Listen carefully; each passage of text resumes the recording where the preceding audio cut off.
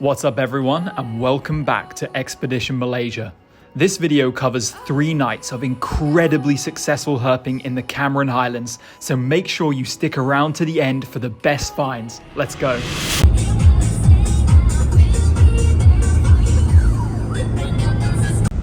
And here we are, getting out herping in the Cameron Highlands. It's been a while since I've been here, but I love this area. Very difficult to turn up snakes, but there's some cool stuff here, some really rare stuff. And even some of the relatively common stuff is great. So really looking forward to it. We're just gonna do a little bit of cruising on this road here, then head up to our spot to start hiking. All right, and we are out walking. We got a little group here. The rest of the guys are just walking a bit higher up on the road. We're doing the lower section for now, and then we're gonna head up and join them. But it's feeling nice and dry, not too cold. Expecting to see something. What a snake to start. We got Shoal's Eye as the first snake just a couple minutes after we started walking. Look at that. This is by far my favorite of the reed snakes here, which it has this like really cool like golden coloration between the scales. This one's not the most pronounced, but it does have some nice golden bars on the neck and decent sized one too, you know. Reed snakes are usually tiny, but this one not too small, not at all. Yeah, what a freaking beautiful little snake there. Nice yellows on the neck of this one. I saw a little reed snake crawling along. I was wondering what it was going to be, and I'm very, very happy that it's Schultz's reed snake, my favorite one up here, and digging its head in a sort of sideways motion, but these reed snakes never bite. Don't know why, literally never. All right, here's the first of what's probably going to be many Malaya Dracon Robinsoni, but super cool. This is just like a medium-sized one, not much of a crest at all on it, but that blue eye is so visible. A nice kind of a mossy green coloration too here. Yeah, nice extending its dewlap as well. That's such a cool thing it's doing here. Not biting at all, just kind of a bit confused under the light at night. And we're going to take a couple quick phone pics, then let this one move on. So Sil spotted this like shed skin up here, and then he realized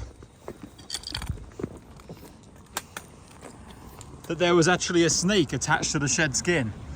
And we got it down, and it actually hadn't finished like its total shed, so we're just removing the last bits off the tail. But it's our first, let me take a look at this. It's our first Mirkwood forest slug snake. Those orange, like red eyes. Super iridescent as well. This one especially iridescent since it just finished shedding. Really cool. It's one of the more common species up here in the Highlands, but it's a nice one, you know, growing to a very decent size. You know, this isn't a small snake, especially not for mountain standards. Nice that we got 2 species just walking along this little bit of road. That's not bad at all. And maybe I'll get some more video, but if not, I'm sure we'll see some more of these.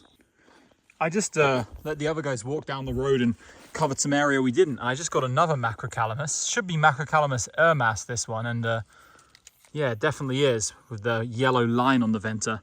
And this is definitely the lowest area on this road I found this species. Usually I only get them right on the summit, but this one a little bit lower down, and probably the largest of this species I've ever seen as well.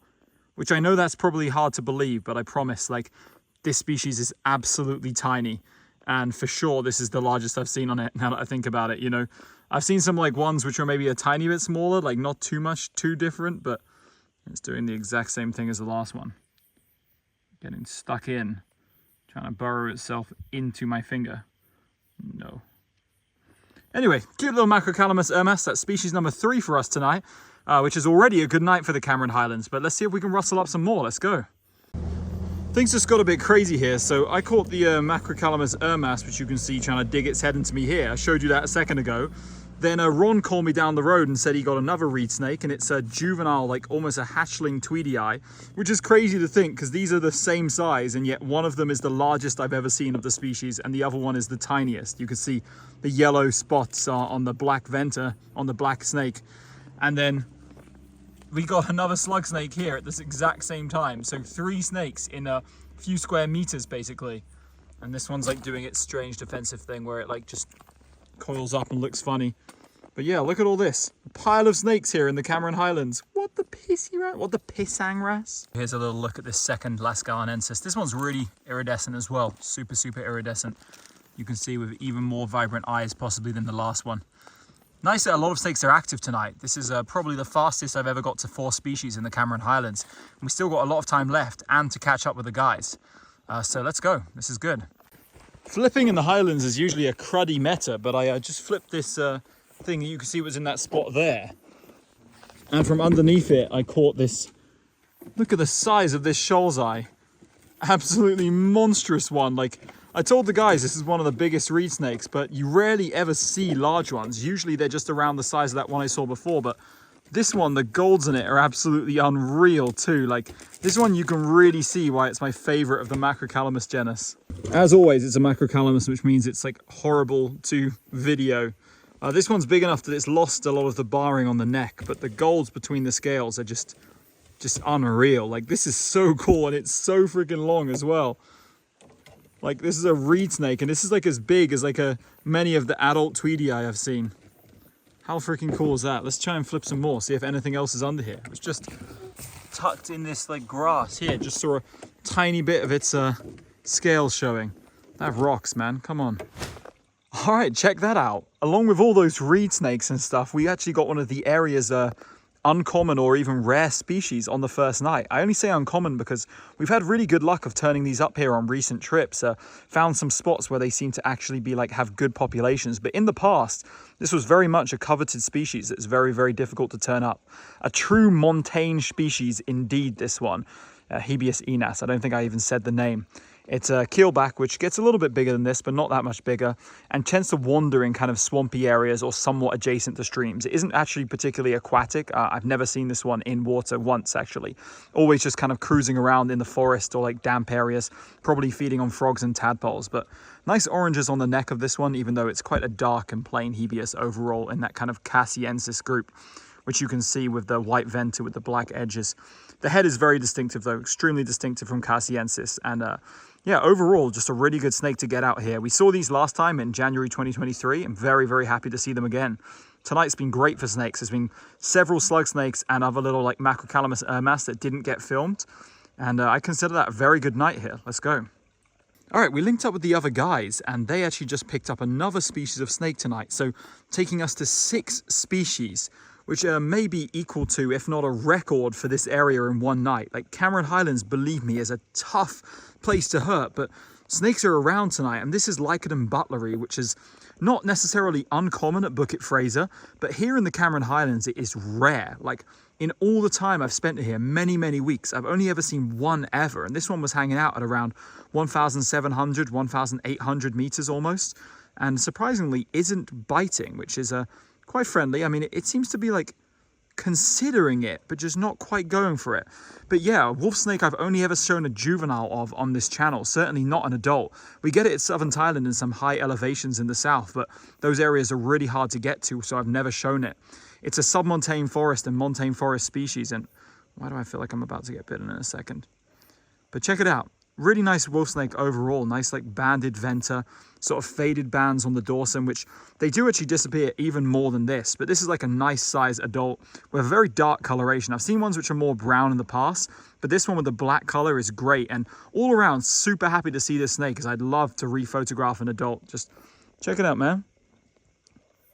Lycodon butleri here in the Cameron Highlands, probably going to be our last snake of the night unless we cruise something on the way back. Right, well, that Lycodon wasn't the last thing. This is absolutely heartbreaking. This is a DOR of literally my dream lizard.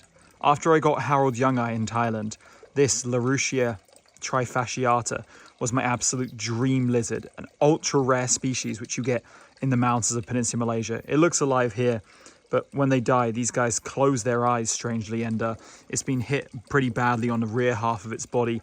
Tail is damaged, and it even had an egg protruding. So this is a female, and was definitely gravid with just one singular egg. So kind of interesting little like data there. At least we got something from this, but otherwise it's kind of heartbreaking to see your absolute dream lizard DOR. You know, I've been coming to the mountains of Peninsula Malaysia since I was 16 years old, and this is my first time ever seeing this species dead or alive, and it's always been a dream of mine.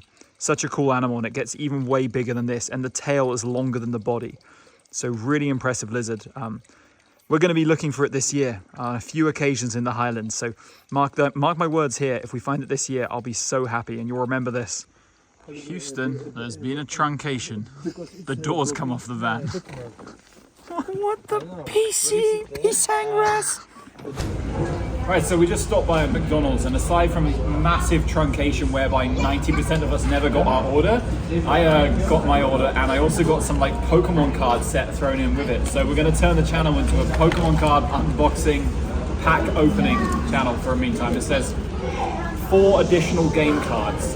If there's anything like even remotely good in this, my mind will be truly blown. But wait, I see a holographic already. No way. Whoa! Holy shit! I've never heard of any of these Pokemon. It's a legit card? I thought they were like... No, they're legit cards. Yeah, they're 100% legit. What the hell? There goes our herping luck. So here's Blissey. Take a look. Yeah, But all the Pokemon have crazy HP nowadays, so don't think this is like good. This is like the average Pokemon card these days. Like, I don't know why they did this. I got one called Curlier, which I've never seen before in my life. Dude, that's Gen 3, man. You ever seen that? No. I've seen that. I'm old, man. That's before Gardenia. Cormy, never heard of that. And this is the real deal here. This is a 200 damage sweeping tackle. Man. Wow, there goes our herping luck. That's better than any snake. Let's go. Yeah. Keeping this shit. Hi guys, day number 2 here, and we're prepping up to go out. There's a lot of action in the background. The guys are trying to trigger the turkeys into calling. Plato's back here. He's going to be joining us tonight. Actually, we're going to be going to a couple new spots, different ones from last night, strolling around different roads, and hoping for something good. Last night was great, but something else tonight would be fantastic as well. What do you think? I think we're gonna get some kind of taxonomically ambiguous calamaria, perhaps a new undescribed spa. All right. Mark his words. All right, we are out in the field for night 2. I'm starting at a different spot here, and then I think afterwards we're going to check out some trails, but just some kind of typical roadside scanning for now. You can see the sunset just dying down there. Good time to be out. Let's go. Oh, yeah. First snake of the night again is a Schultzei. These are showing up in high numbers. One of the other guys got another Schultzei last night, so that was 3 last night, and we've kicked it off with another one today. This one I think is probably the most brown I've seen, although now that I've touched it, it's flattening out its body a bit, and you can see some really nice yellows there. Another very decent sized Schultzei as well. Active here just at twilight. Great activity period for Macrocalamus and many other snakes here in the Highlands. Hi, a bit further along the road, me and Jake just got 2 Hebius enas right next to each other. I don't know if they just bumped into each other per chance or there was about to be some kind of breeding party. But I wonder if one of these is either of the ones we got yesterday, because they were released just down the road from here, like, I don't know, maybe... Actually, still, that was maybe like 100 meters, so chances are pretty slim, but that's 2 of this uncommon species, literally right next to each other. Like, I saw it and I was like, that looks way too long to be just one. And of course, it was 2 of these guys. Very dark, these, like super, super dark. Looking at them, I think almost neither of these are the ones we saw yesterday, because the ones yesterday definitely had better neck patterning. These ones have a bit more of like a dull neck patterning, this one very little at all. But yeah, just 2 snakes right along this road, 2 Hebius enas, that's freaking fantastic. Like, so we just switched up our location and immediately Reed spotted this giant Acanthosaura titiwangsaensis, which is by far the rarest lizard in the area. Like, anyone will tell you, in the Highlands of Peninsular Malaysia, these are very, very, very scarce to come by. This is a massive female, which looks gravid, and believe me, it is alive. Look, you just saw it move its hand. Oh, it's waking up. I picked this up off the tree and it didn't even wake in the slightest. What is wrong with this lizard? Is that normal for them not to even react at all to being picked up and held in the hand? Now it's kind of looking like I've really disturbed it right here. Look at its face. Look. This is exactly how I look if you wake me up in the middle of the night. Just like, fuck off, idiot. Anyway, we need to get some pictures of this because this is freaking cool. I've only ever seen a few of these in all my time coming to the Malaysian Highlands, like 3 or 4. And this is by far the biggest by a country mile. Look at the size of that. Huge for an Acanthosaura in the first place, especially such a rare species. Let's go. Well, we didn't get much skunkington on the trail. The Schlegel squad turned up a Schlegel's reed snake, and a fairly nice one at that. Some decent yellows on the neck of this one, fading to that typical pale venter. Unmarked, that's the best way of distinguishing this one from Calamaria lumbricoidea, as well as the fact that it has a somewhat prehensile tail for reed snake standards. Very interesting there. I mean, the tail is incredibly short, but it ends like so blunt in a lumbricoidea. Show me the top half of this boy. and let him tear a chunk out of your flesh. That'd be good content. I don't want to. We need to get the views up, Plato. No, man, no. Let's see. Come on. Be brave, Plato. Be brave. Thumbnail. Oh, pussy. bitch. The boys are marauding into some kind of abandoned buildings. Careful of wasps. I didn't film it, but last night the other guys got the other Pseudocolotes found here. And tonight we got the more common one, Pseudocolotes flavigula. This one's a lot more pale in coloration, rarely with any distinctive patterning, you know, just a kind of mixture of browns and greens and so forth. But looking cool there with that blue and black dewlap, and being a lot more live than the other one was too, like kind of showing its big globby lizard tongue. But looks cool. It's a nice big adult with even a little bit of a crest, so I guess this one is a male too. Super like laterally compressed as well, but nice to see one of these. I haven't seen one of these in so many years, man. Like actually an insane amount of years, like freaking six years, something like that. Pretty cool. Crossing the middle of the trail is our first Mirkwood forest slug snake of tonight. So kind of strange. I was looking all around the trees and stuff, and then I glimpsed down on the ground, and hey, dark black snake on the floor. Yeah, these guys are very abundant here, but you can easily miss them in a night herping. But if you're out for a good few hours and the weather conditions are right, then they'll be around. And certainly this one is. Another addition to the species count tonight. I think we're up to 1, 2, 3, 4, 5. Not bad. Also along the road, while we wait for Stephen to show up, we got this actually really big adult, I guess it's an adult male Malaya Dragon Robinsoni. And this is what we've been waiting to see. I've been holding out to see one of these. You don't see the big ones every time, usually just a lot of small ones, but they're really impressive when they're this size. Their claws are super sharp. Like, if he wanted to, he could definitely cut into me with them, but he's kind of limp right now, and he's got some pretty sharp teeth too, although nowhere near as sharp as some of the other lizards. But yeah, they just kind of become this much more, how would I describe it, kind of this olive green coloration. But the neck ridge is great, and he really got his claws into me that time. Yeah, freaking awesome. I love these, man. Montane agamid lizards, and actually a cool one too. We're killing it for the agamids. I think the only species we're missing is Bronchocilla shenlong, which we've seen several up in trees. None low down, but soon come. So when we were all just suffering, trying to recover nebularis and just struggling on the hills, Stephen and the guys went up the mountain, and did you find something cool? Oh yes, we did. We cooked, man. They actually cooked. This makes it twice in a row that we've come up here and got one of the ultimate showstoppers of the Malaysian highlands.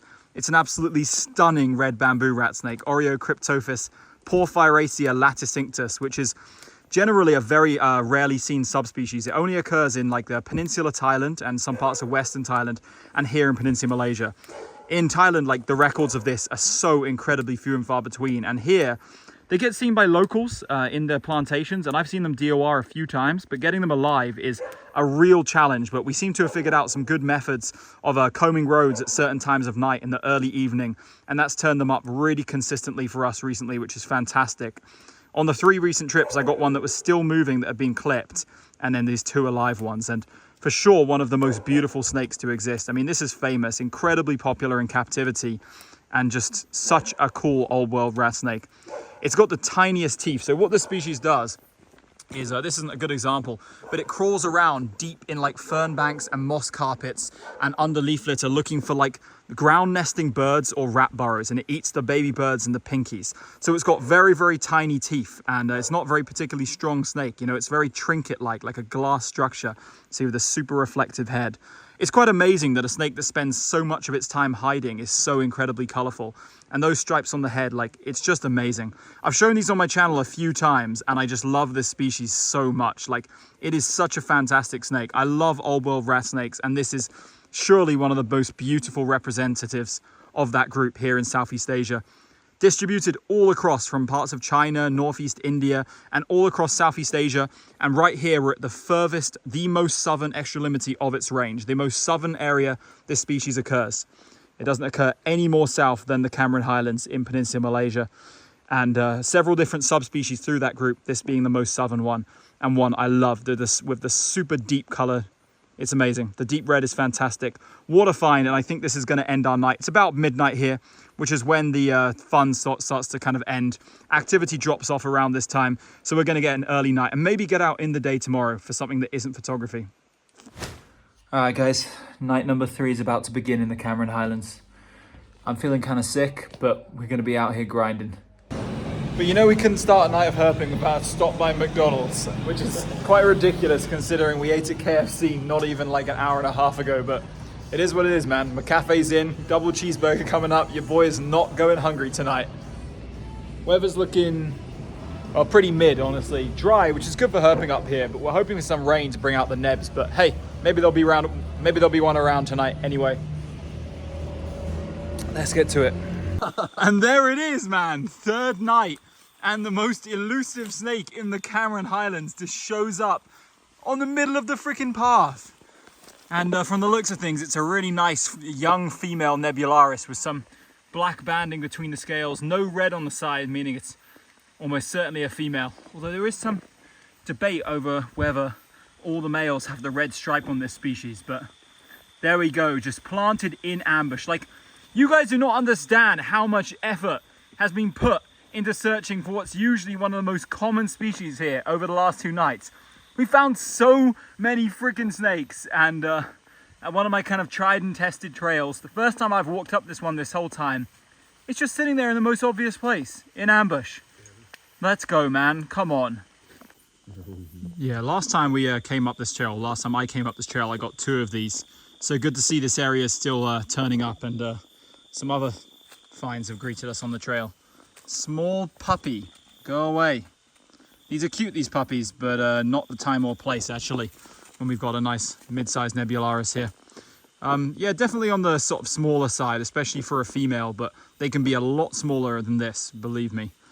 So yeah, very nice size for photography and big enough to have the distinctive nebularis black bands between the scales. One of a few different features which distinguish them from Fucatus, the very similar species that occurs in slightly lower elevations in the highlands of Malaysia. But this is a great way to end off, or so not really. This is a great thing to find on our 3rd and final night here, kind of completing the main list of stuff. But there's still other targets we could get here, so we're going to keep grinding, see what else shows up tonight. We just moved on to a second spot and almost immediately saw a purple kukri snake, which is a species I've literally never seen before in the Cameron Highlands, never recorded here. It was deep inside a pipe and then it retracted far inside, and I couldn't take a picture or video because the light angle was bad, but we didn't disturb it too much. It just went back when we shone our lights, so maybe we'll try and get it out again later. But some nice activity tonight. Stuff is around. Success, success. I came back to the exact little pipe that I saw this guy in, and this time he was sticking his head out, and I just went yoink and pulled him out, and I got this lovely little juvenile, very small purple kukri with a vibrant vent. Oh, he's trying to chew me. He's trying to chew me. Okay, well, there's an unexpected species added to the count tonight. First ever record of this one from me in the Cameron Highlands, up here at, I think I'm like 1,600 meters above sea level right now. So that's pretty neat. I'll take a little bit of better video when I've got it calmed down. Yeah, this is the hole that the kukri was in. And the first time he vanished like way down inside that, and then I came back and he was just sticking his head out. Very fortunate, very fortuitous.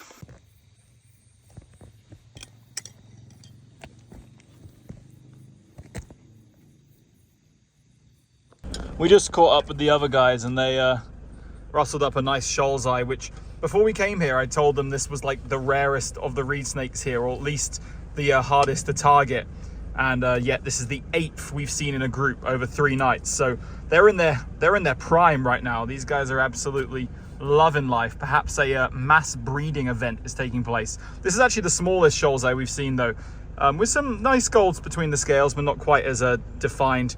And of course at this size they retain a few more of those bands on the neck. I was too lazy to get out of the car, which is why I'm filming it here, but you guys can put it away. All right, just walking along the edge of the road, not too far from where we found the kukri. I just got a big slugger, which I wasn't really expecting to see just hanging out in the drainage ditch. Interesting behavior here. This one really decent size. This is the first one we've seen tonight. Oh, he slipped. Come here, you. Let's get a better look in hand. Yeah, look at it doing the like neck curling thing. Yeah, first one I've seen out here tonight. I know the other guys saw at least one slugger, but big head on this one. This definitely the thickest one we've seen so far. So he's been eating good out here, boy. Yeah, beautiful. Great for snakes here in the Cameron Highlands. Holy crap. And I heard the other guys got some interesting stuff where they're walking just a little up the road, and they're going to meet up with us very soon because we're going to end early tonight because we have to move on tomorrow morning. So this will probably be the last snake I see before they catch up with us. So enjoy this slugger and we'll see what they found in a minute. I just came up from where I got the slug snake, and we're just about to meet up with the guys. I think my colleagues are up there somewhere. I spotted a little snake down in here, and surprise, surprise, it's it's another Macrocalamus shoalseye. This one active at almost 11:30 p.m. at night. What the pissy ras? Which is pretty cool. This is, I think, our 9th shoalseye. Maybe those guys got even more, but there's definitely some kind of mass breeding event going on with these guys, because there's been so many dead on the road too. Like, I've never seen shoalseye densities like this in my life. Not mad about it though, because these are really beautiful. I'm going to set him back down. All right, finally caught up with the other guys, and I kind of knew they had this before, but I hadn't mentioned anything because I wanted to see it in person. But believe it or not, this is actually a lifer, and one of the very last lifers in the central mountain range of Peninsula Malaysia for me. In fact, I think it is actually the last montane lifer. I mean, technically I don't count Hedius sarawacensi. I've seen it in Borneo, but I'm pretty sure the Malaysian one is a different species, just sharing the same name right now. So I still want to see a peninsular clade of that, but technically this is the last of the species recorded in Peninsula Malaysia's central mountain range.